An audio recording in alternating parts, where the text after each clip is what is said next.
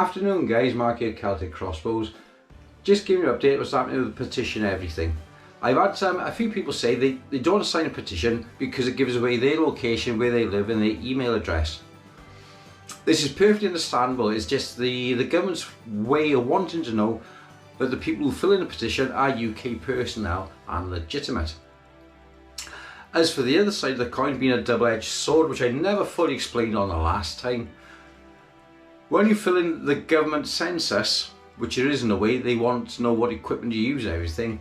At the end of it, they want to put your name and address at the end.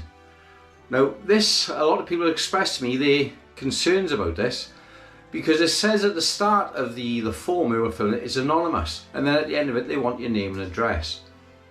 This is perplexing as well, because if, say for tomorrow example, the government were to announce tomorrow their ideas and realisation what they're going to do with this proposed bill was to come in on place on April the 1st, which would be quite ironic, funny enough. They would have the address of the people with some of the equipment they're interested in, and they could send the police exactly at midnight to your house and take everything from you. I don't think this will happen.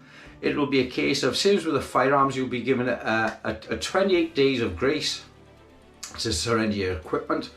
After that, then the police would start going round the addresses which have been logged into the system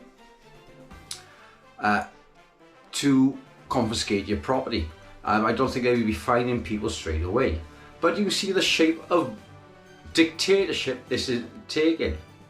They say they want all the information of what's in the country, but at the same time they want to disarm the country completely because of the state of the country at the moment and the possibility of a civil war. We know this is a fact. Preppers have known this for a long time. So should you fill in the form? It's a 50-50 for and against. If you fill it in, you give away your identity at the end of it. They will know where to come to collect your stuff. If you don't fill it in, how does the government know what proposal to take? They could say that, oh, well, there's nobody in the country who bothered to protest the form, so therefore we'll just go ahead with it anyway. So unfortunately, this was happened to the UK, folks. We've become so pushed against the wall now. You're damned if you do, you're damned if you don't. So should you choose to sign my protest, please feel free, and it'll at least get your voice out there against what the government is doing. And if you don't want to feel like you want to fill in the government's research form, alleged research form is more information grabbing to find out who's got the weapons and the rest at a later date. That's my point of view. However, I have filled the form in, I have put my name and address down there because I want the government to know specifically what my thoughts are. Right then, so that's that covered. Part 2, what help can we expect? I can honestly say, don't expect any fucking help whatsoever. I've sent emails to EK Archery, I've sent emails to GoGun, so that's Jog Sprav, etc. I've messaged Todd Cutlass 3 times, I've messaged the British Olympic Committee for archery, I've reached out for help all over the country to help with this petition, and I've not had one reply. So I honestly say, you're on your own guys, unless we band together and start our own crossbow association in the UK, which I'm happy to go chairman for. Then we are absolutely on your own. None of the top names are looking to help us. None of the top companies are looking to help us. They want your money, but they will not help you if the government decides to take it tomorrow. As far as I'm concerned, Britain is a lost cause and they're not willing to help whatsoever.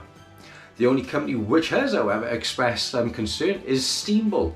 And I've been speaking about them about an upgrade kit, or emailed them about an upgrade kit for all the Steamboat AR6 crossbows to turn them into a sling bow. So this could be a possibility for updating your Steamboat crossbow into a Adarini style Steamboat sling bow. So it's something to take in consideration. Keep watching, keep yourselves informed. If you hear anything, let me know, as I can let the rest of the country know. But do not rely on any of the major manufacturers. They've not got back to me. And don't rely certainly to any of the big names on YouTube, etc., because they don't give a fuck. They just want your money and they just want your clicks, likes and subscribes, which is what I'm going to ask you for. But at least I'm trying to do something about it to everybody else. So keep watching, stay tuned. Thanks and bye bye.